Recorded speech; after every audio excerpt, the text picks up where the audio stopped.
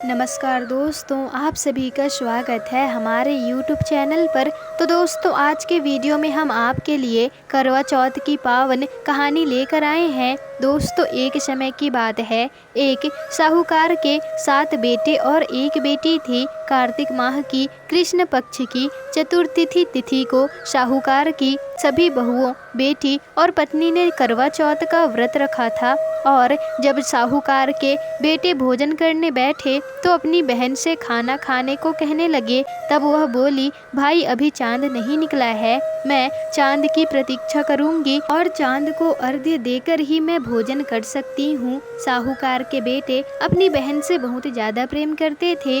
वो बहन को भूख से व्याकुल देख नहीं पाए तो उन्होंने नगर के पास की एक पहाड़ी पर एक दीपक जलाया और उसे चलनी के आकार में रखकर बहन को कह दिया, बहन चांद निकल आया, अब तुम अपना व्रत खोल सकती हो। साहूकार की बेटी अपनी भाभियों से कहती है, देखो भाभी चांद निकल आया, अब चलो अर्घ्य देकर भोजन करते हैं।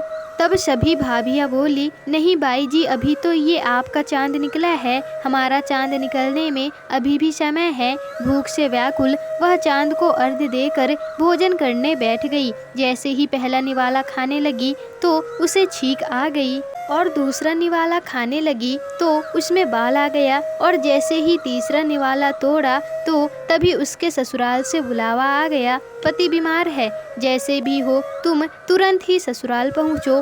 फिर उसकी माँ उसे विदा करने के लिए बक्से में से कपड़े निकालने लगी और बार बार बक्से में से काले और सफ़ेद कपड़े ही निकलने लगे। तब माँ घबरा गई और बेटी से बोली, बेटी रास्ते में जो भी छोटा बड़ा मिले उसके पैर को छूती जाना और जो कोई भी बूढ़े तुम्हें सुहागन होने का आशीर्वाद दे तो वही गांठ बांध लेना। बेटी बोली, ठीक है माँ। ऐसा कहकर वह अपने ससुराल की ओर चल दी और चलते चलते रास्ते में उसे जो भी मिलता वो उन सबके पैर छूती गई। सभी ने उसे खुश रहो, खुशी रहो, इसी तरह के आशीर्वाद दिए। ऐसे ही वो चलते चलते अपने ससुराल पहुँच गई और ससुराल के आंगन में छोटी ननंद खेल रही थी और जब उसने अपनी ननंद के पैर छुए तो उसने आशीर्वाद दिया, सदा सौभाग्यवती रहो, पुत्रवती हो। ये सुनते ही उसने गांठ बांध लिया और अंदर चली गई। अंदर जाते ही देखा कि घर के आंगन में उसके पति का शव रखा है और उसे ले जाने की तैयारी हो रही है। वह बहुत ज़्यादा रोई। जैसे ही उसके पति को लोग ले जाने लगे तो वो रोती हुई बोली, मैं इन्हें कहीं ले जाने नहीं दूंगी। जब कोई भी उसकी बात नहीं मानता तो वह साथ जाने की जिद करने लगी और उसकी जिद के आगे हार मानकर सभी ने कहा, ठीक है ले चलो इसे साथ में। वह अपने पति के साथ शमशान चली गई और अंतिम संस्कार का समय हुआ तो वह बोली, मैं इन्हें जलाने नहीं दूंगी। ये देखकर सब कहने लगे, पहले तो तुम अपने पति को खा गई, अब उसकी मृत्यु भी खराब कर रही है। लेकिन वह नहीं मानी, अपने पति को लेकर बैठ गई और रोने लगी। ये देखकर सभी बड़ों ने निर्णय लिया कि इसे यहीं एक झोपड़ी में डलवा दो और उस झोपड़ी में वह अपने मृत पति को लेकर रहने लगी। वह पति की साफ सफाई करती, उसके पास बैठी रहती। दिन में 2 बार उसकी छोटी ननंद खाना लेकर आती और उसे दे देती और वो हर चौथ का व्रत करती, चांद को अर्घ्य देती और चौथ माता की कथा सुनती। उसकी भक्ति को देखकर जब चौथ माता प्रकट हुई और कहती हैं, करबूले करबूले भाइयों की तैयारी करबूले, घड़ी बुखारी करबूले, तब वह चौथ माता से अपने पति के प्राण मांगती है। लेकिन माता उससे कहती है, हमसे बड़ी चौथ माता आएंगी तब उनसे अपने पति के प्राण मांगना। एक एक करके सभी चौथ माता आईं और अब अश्विन की चौथ माता आई और बोली, तुझसे कार्तिक की बड़ी चौथ माता नाराज है,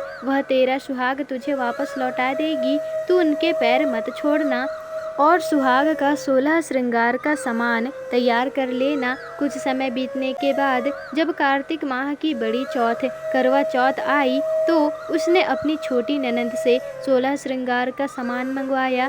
जब सास को यह पता चला तो वह बोली, पागल हो गई है, ये जो मांगती है दे आओ। साहूकार की बेटी ने करवा चौथ का भी व्रत रखा, चांद को अर्घ्य भी दिया और जोत भी जलाई। जब चौथ माता प्रकट हुई तब वह बोली, करवोले करवोले भाइयों की प्यारी, करवोले दिन में चांद उगाने वाली, करवोले घड़ी बुखारी, करवोले। उसने माता के पैर पकड़ लिए और बोली, माता मुझे मेरा सुहाग कृपा करके वापस दे दो। तब चौथ माता बोली, तू तो बड़ी भूखी है, 7 भाइयों की इकलौती प्यारी बहन है, फिर सुहाग का तेरे लिए क्या काम।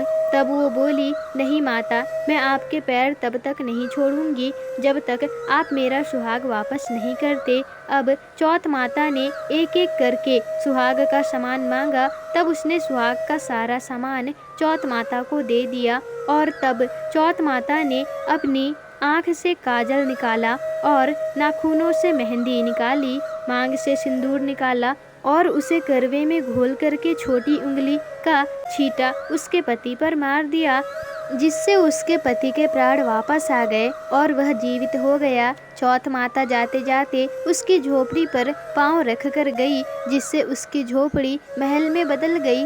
और जब कुछ समय पश्चात छोटी ननंद खाना लेकर आई तो देखा भाभी की झोपड़ी की जगह एक महल खड़ा है। फिर तब भाभी दौड़ी दौड़ी छोटी ननंद के पास गई और बोली, बाई सा, आपका भाई वापस आ गया, जाओ साहू जी से कह दो गाजे बाजे के साथ हमें लेने आए। तब छोटी ननंद दौड़ी दौड़ी माँ के पास गई और बोली, माँ भाई जीवित हो गया। माँ बोली, भाभी के साथ तेरा भी दिमाग खराब हो गया है क्या। तब वह बोली, नहीं माँ, मैंने देखा है, सच में भाई जीवित हो गया है। यह बात सुनकर सभी घरवाले गाजे बाजे के साथ अपने बेटे को लेने पहुँचे।